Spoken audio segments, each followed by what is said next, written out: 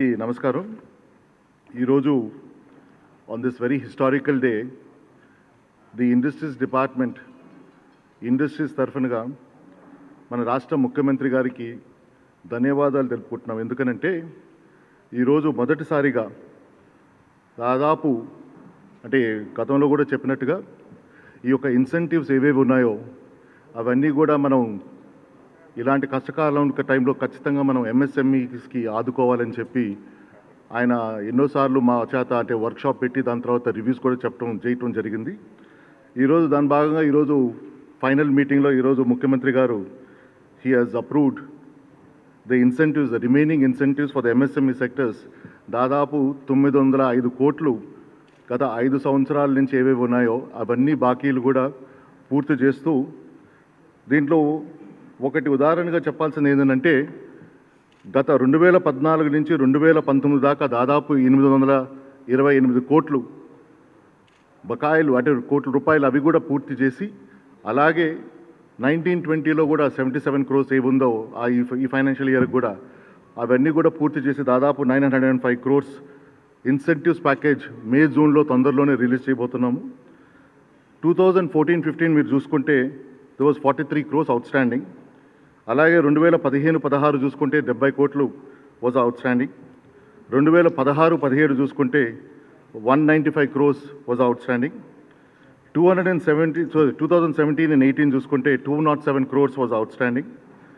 2018 and 19 was 313 crores outstanding. ఇవన్నీ కూడా ఈ 5 years అంటే 2014 నుంచి 2019 చూస్తే 828 క్రోర్స్తో పాటు ఈరోజు ఈ సంవత్సరం అంటే అవి 19-20 కూడా 2019-20 77 క్రోర్స్ కూడా అన్నీ కలిపి 905 క్రోర్స్ ఇన్సెంటివ్స్ జూన్ నెలలో ఇవ్వబోతుంది. ముఖ్యంగా మనకి ఎంఎస్ఎంఈ సెక్టర్సే కాకుండా దాదాపు మనకి మిగతా వెరీ ఇంపార్టెంట్ సెక్టర్ కూడా వచ్చి మనకి టెక్స్టైల్ ఇండస్ట్రీస్ కూడా దాదాపు 5 సంవత్సరాల నుంచి కూడా దాదాపు 1,085 క్రోర్స్ బాకీ పడి ఉన్నాం మనం. ఇవి మనం తొందరలోనే అంటే నిన్న మన కేంద్ర మంత్రి గారు స్మృతి ఇరానీ గారితో మాట్లాడి వాళ్ళు తొందరగానే national government of India is going to come out with package కాబట్టి ఆ ఇన్సెంటివ్ ప్లస్ ఆ రిలీఫ్ ప్యాకేజ్ చూసిన తర్వాత state government will assess the package. దానికి కావాల్సిన స్టాప్ గ్యాప్ అరేంజ్మెంట్స్ ఏవి ఉన్నాయో అవన్నీ కూడా తీసుకొని అంటే టేక్ ఇట్ ఇంటూ కన్సిడరేషన్ తీసుకొని తొందరలోనే ఈ టెక్స్టైల్ ఇండస్ట్రీస్ కూడా ఈ యొక్క పూర్తిగా చేస్తామని చెప్పి కూడా చెప్పడం జరిగింది.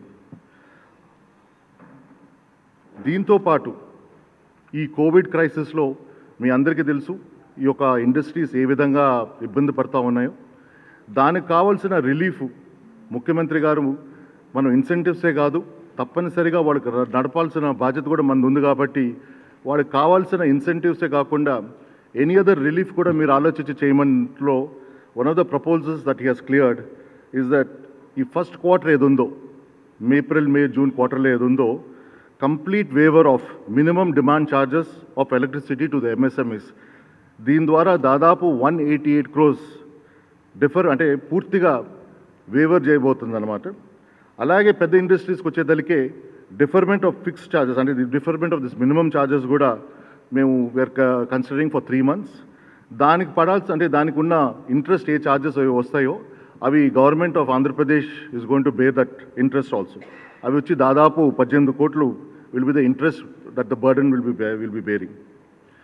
ఈ 2 నిర్ణయాల వల్ల దాదాపు మైక్రో ఇండస్ట్రీస్ దాదాపు 72,531 industries 24,252 industries employing almost close to about 9 lakhs people direct beneficiaries కాబోతున్నారు.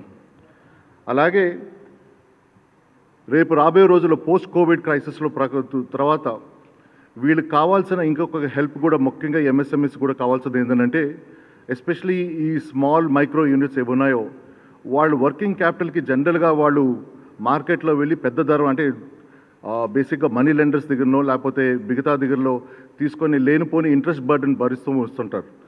అవి కూడా మనం ముఖ్యమంత్రి గారు దాన్ని కన్సిడరేషన్లో తీసుకొని 200 crores ఆయన దాదాపు 200 కోట్లు వర్కింగ్ క్యాపిటల్ బెనిఫిట్ కూడా ప్రొవైడ్ చేయబోతున్నారు అనమాట ఈ స్మాల్ మైక్రో ఇండస్ట్రీస్కి కూడా. దాదాపు 97,000 units will be benefited from this working capital incentives. అలాగే ఈరోజు మన ముఖ్యమంత్రి గారు కూడా he has written a letter to the Honorable Prime Minister outlining the various needs and the requirements of various industries, and also the requested the intervention of the government of India to help the industries in this dire straits times లో. అంటే ఇలాంటి కష్టకాలంలో తప్పనిసరిగా government of India has got a responsibility to come forward and support this industries, whether micro కావచ్చు, small కావచ్చు, medium కావచ్చు, or large industries కావచ్చు, or handloom sectors కావచ్చు, ఆర్ విలేజ్ ఇండస్ట్రియల్ సెక్టర్స్ కావచ్చు. వీళ్ళన్నిటికి కూడా తప్పనిసరిగా మీరు సపోర్ట్ చేయాలని చెప్పి కూడా ఒక లేఖ రాయటం జరిగింది. బహుశా ఈ ప్రెస్ కాన్ఫరెన్స్ అయిపోయిన తర్వాత ఆ లెటర్ కూడా రిలీజ్ చేస్తాం. కానీ దీంట్లో ముగిసే ముందర ఒకటి మాత్రం తప్పనిసరిగా చెప్పాల్సింది ఏంటంటే, బహుశా మొదటిసారి మన దేశంలో ఇంత పెద్ద ఎత్తున ఎంఎస్ఎంఈ సెక్టర్స్కి ఇంత అంటే ఒక బెనిఫిటే కాకుండా వాళ్ళకి కావాల్సిన రాబోయే రోజుల్లో కావాల్సిన వర్కింగ్ క్యాపిటల్ నీడ్స్ కూడా ఆలోచించిన నాకు తెలిసి ఏకైక ముఖ్యమంత్రి గారు మన రాష్ట్ర ముఖ్యమంత్రి గారు.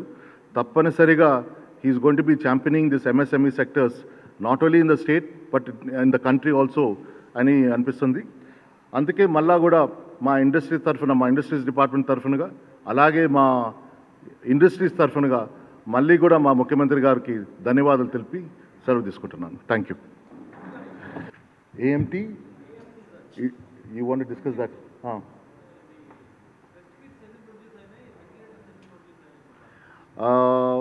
As of now, the ventilators still have not come on production. They are coming on 7th, May 7th, they will be coming on production. I think if I'm not wrong, the scaling up of our TrueVit kits, that is the COVID kits that we're talking about, it's roughly about 7,000 units they're scaling up per day today, manufacturing, and they will be scaling up to another 25,000 per day by end of another 1 week's time. దీనికి one of the reasons దానికి ఎందుకు hamper అయిందనంటే, కొన్ని components which were suppose to be imported from United states, ఈ యొక్క trade అంటే బహుశా ఈ flights లేక one of the reasons was that we were not able to import those components. So that is the reason why this production has come down a little bit. But the embassy, that is the US embassy, recently we reached out to the US embassy, and the ambassador has promised that whatever components are required, that they'll be able to airlift it and supply to the MATEC zones. And also we have supplied about 7,000 odd thermal units also to the government of AP.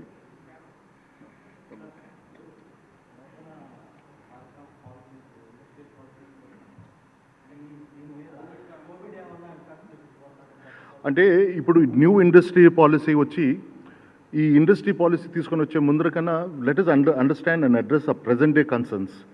ఈరోజు కావాల్సిన industries కావాల్సిన concerns ఏమున్నాయో అవి మనం address చేయడంలో we want to take that as a priority అనమాట. అందుకని industry policies ప్రస్తుతానికి మనకు ఉండే పరిస్థితుల్లో ఎలా ఉందనంటే, మీ అందరికీ కూడా తెలుసు, ది ఇన్వెస్ట్మెంట్ సైకిల్ అనేది అన్లెస్ ఈ ఒక వ్యాక్సినేషన్ మనకు వచ్చేదాకా కొత్త ఇన్వెస్ట్మెంట్స్ కానీ కొత్త ఇన్వెస్టర్స్ వచ్చేదానికి కొంచెం టైం పడుతుంది. ఇప్పుడు for example the units that have moved out of China have been able to move towards Vietnam and some other countries. ఏంటంటే అక్కడ పూర్తిగా they have been able to take away this virus, అక్కడ they have been able to eradicate that. But they also have a problem ఏంటంటే, ఈ యొక్క new investors వచ్చినప్పుడు, new what you say transgression of migrants వచ్చినప్పుడు ఒక అవకాశం కూడా ఉందంట, మళ్ళీ పెరిగే అవకాశం కూడా ఉంది. అందుకని our policy right now is first sustain, అంటే మనకు ఉండే ఇండస్ట్రీస్ని పూర్తిగా సపోర్ట్ చేస్తూ, తర్వాత we'll create an environment for the new industries to come in and full fledged furnish చేయాలన్నమాట.